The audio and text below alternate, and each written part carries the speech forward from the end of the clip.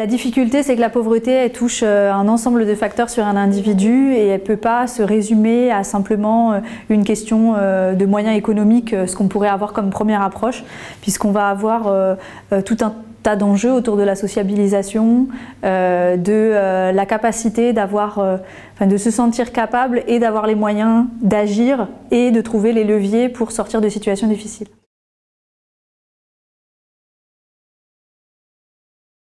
Je pense que la stratégie de prévention et de lutte contre la pauvreté qui a été développée tout au long du premier quinquennat a vraiment eu un effet levier très fort sur des actions territorialisées et pas uniquement des grands. Ça ne s'est pas arrêté un grand plan national, mais au contraire, ça a permis, grâce aux actions portées par les commissaires, d'identifier des leviers via des associations et via un tissu déjà riche de solutions, de pouvoir répondre à des besoins de manière très locale. Les missions locales sont des associations créées depuis 40 ans qui accompagnent les jeunes de 16 à 25 ans pour leur insertion sociale et professionnelle. Et on rencontre dans les publics qu'on accueille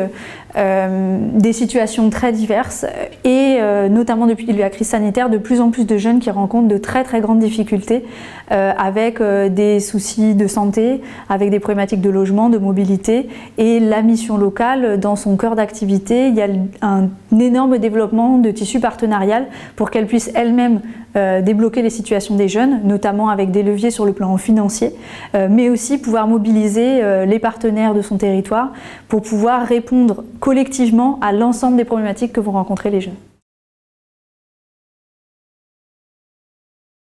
La difficulté dans des stratégies à venir de lutte contre la pauvreté, c'est que ces dernières années, les politiques sociales ont été très orientées dans l'accès à l'emploi avec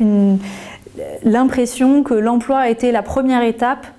qui permettait de sortir de la pauvreté. Aujourd'hui, on sait que c'est plus compliqué que ça et que la simple logique de remise en emploi, de réponse aux besoins des entreprises et de matching entre des individus et des personnes qui